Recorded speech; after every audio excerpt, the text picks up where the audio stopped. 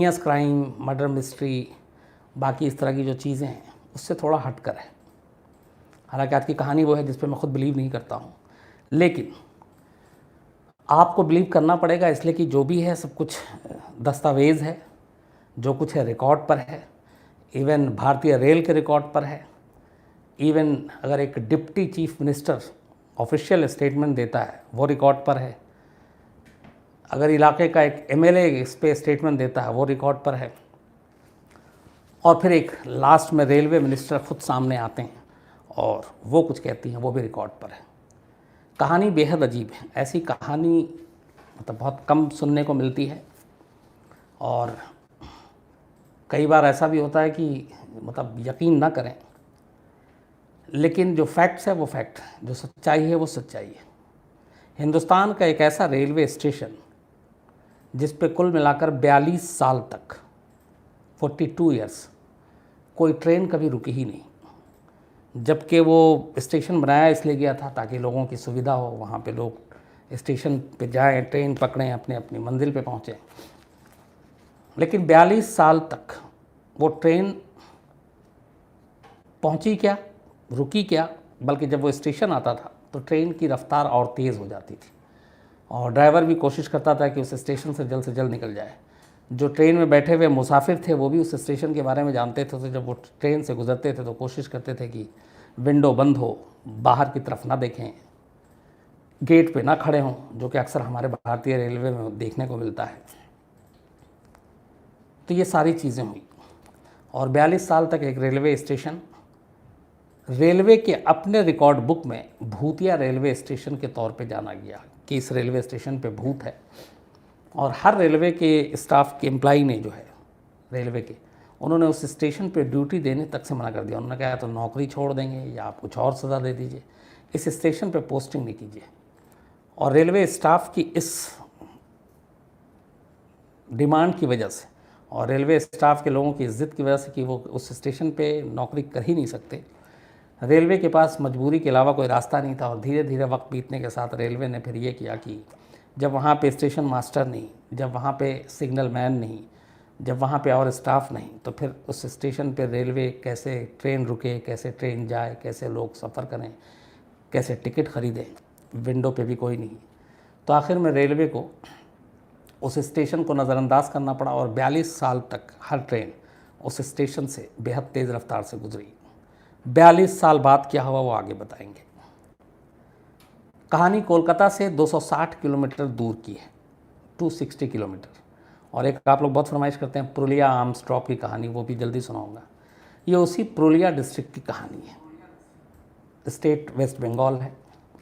पुरुलिया से करीब 50 किलोमीटर की दूरी पर एक छोटा सा गांव है जिसका नाम है बेगुन कोडार।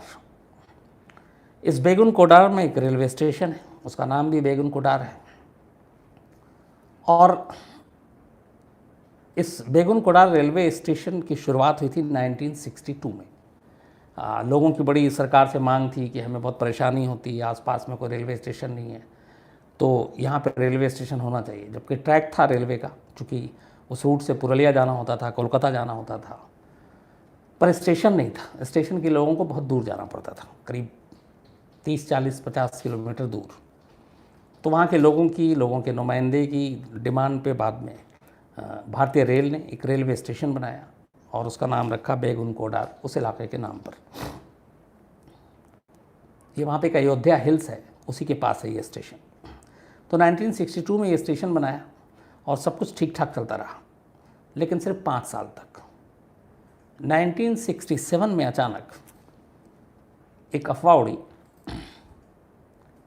कि यहाँ पे कुछ गड़बड़ है, और वो कैसे हुआ उसकी कहानी ये है कि 1967 में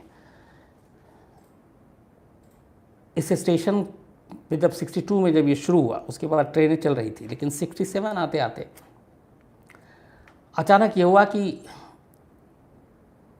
कोई ऐसी एक लड़की है जो जब भी ट्रेन आती है तो उसके साथ भागती है, बहुत तेज़ दौड़ती है, और ट्रेन देखते ही वो दौड़ने लगती है। ऐसा लगता है मानो वो ट्रेन उसे पकड़ना है, पर वो ट्रेन पकड़ती नहीं है, बस उसके साथ साथ दौड़ती जाती है। कई बार तो ऐसा भी होता है कि वो जो चश्मदीद हैं जिन्होंने सारे बयान दिए वो ये कि वो इतनी तेज़ रफ्तार से दौड़ती है कि ट्रेन भी पीछे छूट जाती है और ट्रेन के आगे निकल जाती है और इंजन के आगे पटरी पर दौड़ते हुए वो भागती है। इस लड़की के बारे में ये है कि जब इसका मूड अच्छा होता है तो ये इंजन के आगे पटरी पर जाने के बाद ये नाचने लगती है, कई बार प्लेटफॉर्म पे नाचने लगती है। ये लोगों ने देखा।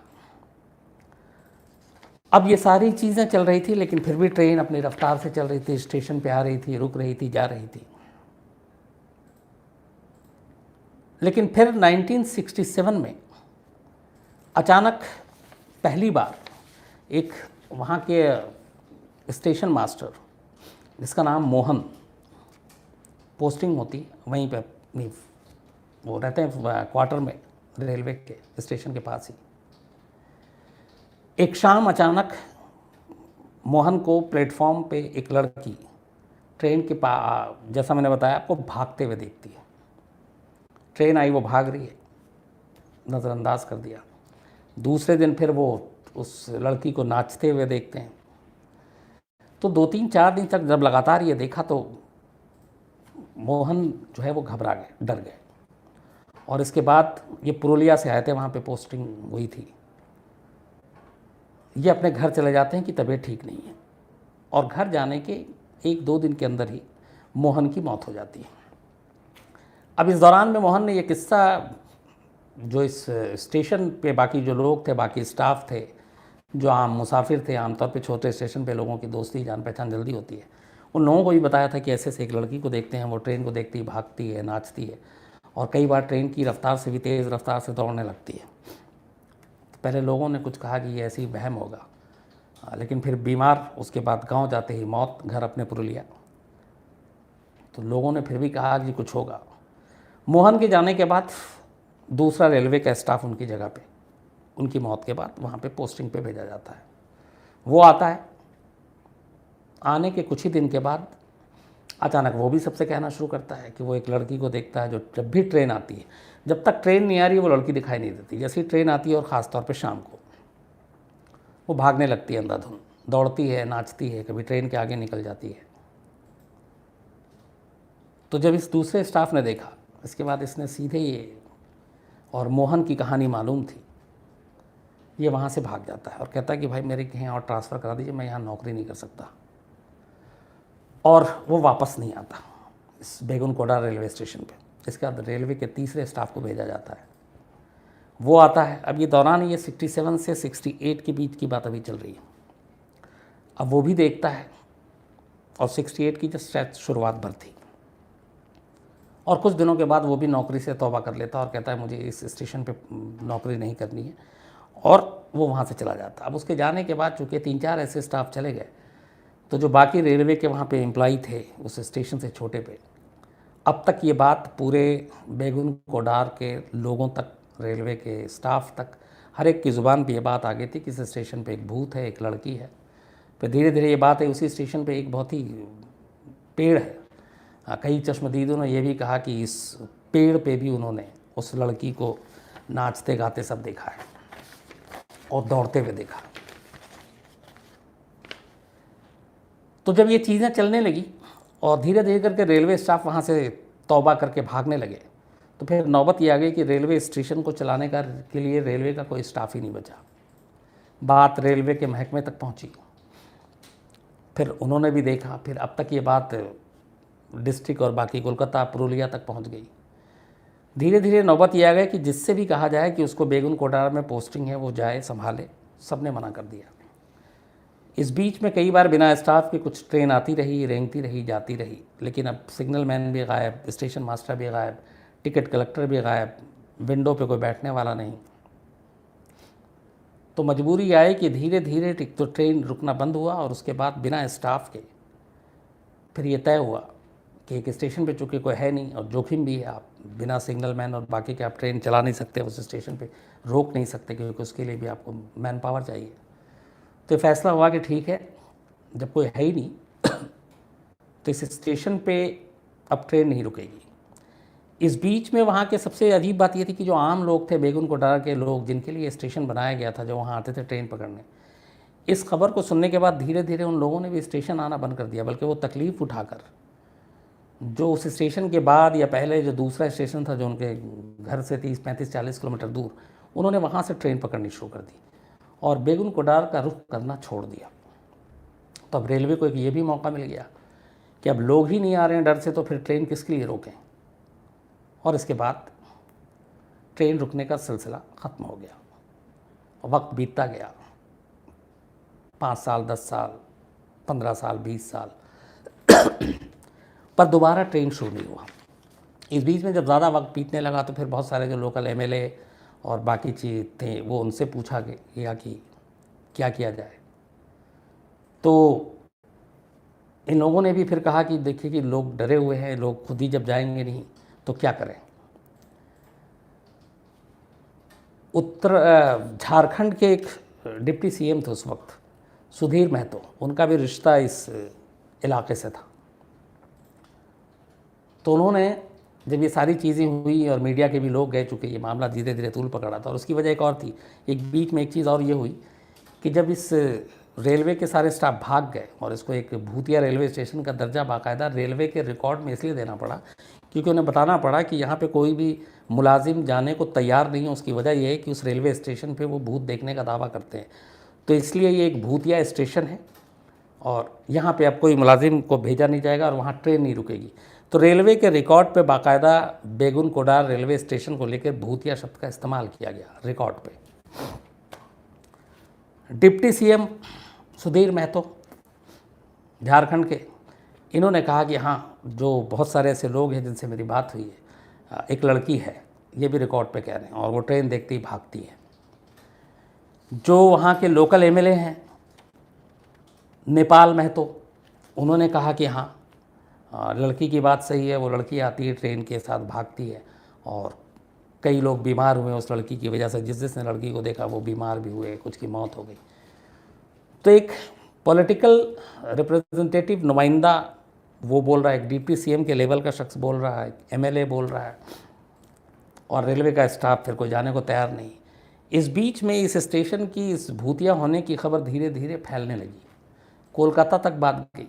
तो वहाँ पे देखिए कैसे बिज़नेस चलता है। जो टूरिज़्म के बिज़नेस में थे कोलकाता में, जो ख़ास तौर पे बहुत सारे बाहर से टूरिस्ट आ रहे हैं या दूसरे स्टेट से, तो कोलकाता के आसपास घुमाने के लिए बाकी जगहों की तो वो बातें करते थे कि चलो हावड़ा ब्रिज भी दिखाएंगे, बाकी भी दिखाएंगे।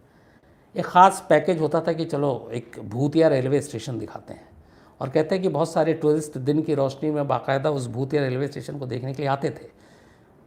और ये कहानी सुनाई जाती थी गाइड की तरफ से कि एक लड़की है जो ट्रेन देखती है, दौड़ती है, भागती है, नाचती है, और यहाँ स्टेशन पे अब ट्रेन रुकना बंद हो गया। तो ये सारी बाकायदा पैकेज डील के तहत टूरिस्ट आने लगे उस भूतिया स्टेशन को देखने के लिए। ये सारी चीज़ें चलती रही। अब फिर ये सवाल आया कि आखिर सबसे बड़ा सवाल, ये लड़की कौन है, क्यों वो ट्रेन को देखते ही भागती है, क्यों वो दौड़ती है, क्यों वो नाचती है। तो बेगुन कोडार के किसी भी लोकल शख्स से आप बात कर लीजिए, चूँकि मुझे जाने का मौका मिला और इस पे हम लोगों ने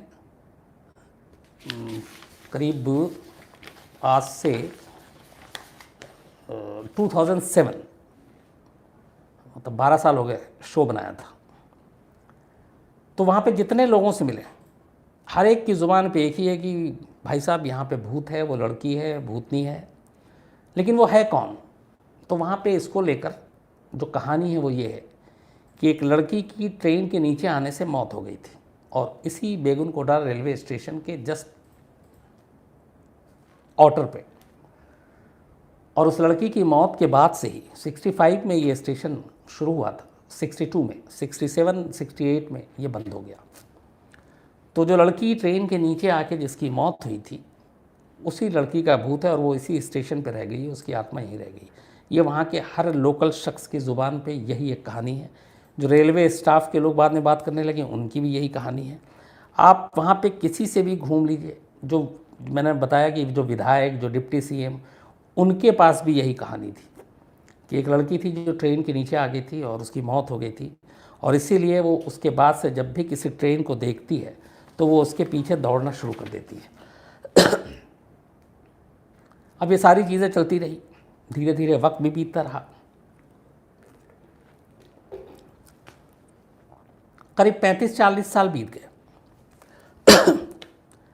इस बीच में जब ये टूरिज़्म वाली बात आई और ये बातें मीडिया में भी आनी शुरू हुई कि किस तरीके से एक भूतिया रेलवे स्टेशन है, उसको लोग देखने के लिए कोलकाता तक जा रहे हैं,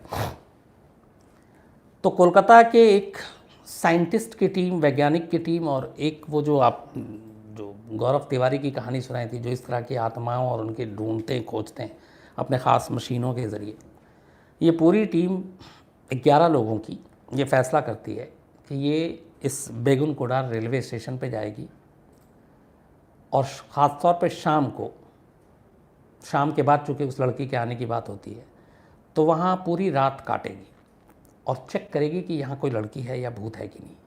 अच्छा, इस दौरान उस रेलवे स्टेशन पे ट्रेन बेशक नहीं रुकती थी, लेकिन हर ट्रेन, चूँकि रेलवे ट्रैक है, रूट वही है, गुज़रती ज़रूर थी। लेकिन फ़र्क ये था कि इस स्टेशन के आने से पहले ड्राइवर, अगर सपोज़ एक ट्रेन 60 किलोमीटर या 70 किलोमीटर की स्पीड में आ रही है और बेगुन कोडार आने वाला है, तो वो उससे 2-3 किलोमीटर पहले ही उसकी स्पीड कम से कम वो 10-20 किलोमीटर बढ़ा देता था। अगर 60 है तो 80 कर देता था, 50 है तो 70 कर देता था, और इस तरीके से बेगुन कोडार को वो ट्रेन क्रॉस कर जाती थी। तो ये जो पूरी एक टीम थी, पढ़े लिखे साइंटिस्ट और इनके साथ वो इस तरह की जो आत्माएं और क्या होती हैं, ये वहाँ पहुँचती हैं बेगुन कोडार में। टीम दिन में ही पहुँच जाती है। अब इस टीम का भी किस्सा सुनिए कि जब ये दिन में पहुँचती है और पहले वो लोगों से, जाहिर सी बात है, फर्स्ट हैंड इन्फॉर्मेशन लेती है, पूछताछ करती है, क्या मामला है, कैसी। पूरे बेगुन कोडार के जो जितने लोकल लोग थे वो सब इसके ख़िलाफ़ थे और वो सभी कहते हैं कि आप लोग शाम होने से पहले लौट जाओ और अंधेरे में तो आप उस स्टेशन पे जाने की सोचना भी मत, अब मारे जाओगे। और टीम के हर शख्स को डराया जाता है। लेकिन टीम पहले से तय करके आई थी, इन चीज़ों पे उनको बिलीव भी नहीं था। तो गांव वालों के तमाम डराने के बावजूद ये फ़ैसला करते हैं कि ये पूरी रात वहाँ गुजारेंगे। इसके बाद ये टीम पहले प्लेटफॉर्म पे, ऑटर पे, फिर उस पेड़ पे, जिस पेड़ पे भी है कि इस पेड़ पे भी वो लड़की जो है वो कई बार उस पेड़ पे बैठी दिखाई दी है। स्टेशन मास्टर के कमरे में, टिकट घर पे, हर जगह थोड़े थोड़े वक्त अपने इक्विपमेंट के साथ पूरी टीम रात से लेकर सुबह तक उस स्टेशन पे गुजारती है, काटती है। बाकायदा कुछ कैमरे के ऊपर भी इनके सारे रिकॉर्डेड हैं और इन्हें कुछ नहीं मिलता। एक जगह रात को इनको पानी में कुछ हलचल और वो कुछ सुनाई देता है, लेकिन वो जब पानी में फिर देखते हैं रोशनी के ज़रिए, तो पानी का एक सांप था वो दिखाई देता है वहाँ पे, उसी स्टेशन के कुएं पे। और बाकी जहाँ जहाँ पे इन्हें डाउट था, अपनी सारी चीज़ों से ये देखते हैं, कुछ नहीं मिलता। इसके बाद ये अपनी रिपोर्ट देते हैं। पहली बार करीब 40 साल में ऐसा हुआ था, 1967 के बाद, कि इंसान इस स्टेशन पे पूरी रात काटी थी किसी इंसान ने, और ये पूरी टीम थी इनकी। तो ये फिर अपनी रिपोर्ट देते हैं सरकार को। इस दौरान में चूँकि वक्त अब बदल रहा था, 40 साल से ज़्यादा हो चुका था, तो वहाँ के अब लोग भी धीरे धीरे धीरे इससे कुछ उकताने लगे थे। तो इन्होंने भी कहा कि अब बहुत हो गई, जो बच्चे थे वो बड़े हो गए, जवान हो गए, नई जनरेशन आ गई। उन्होंने कहा बड़ी मुश्किल होती है हमें इस स्टेशन से ट्रेन न पकड़ने में, क्योंकि ट्रेन रुकती नहीं है।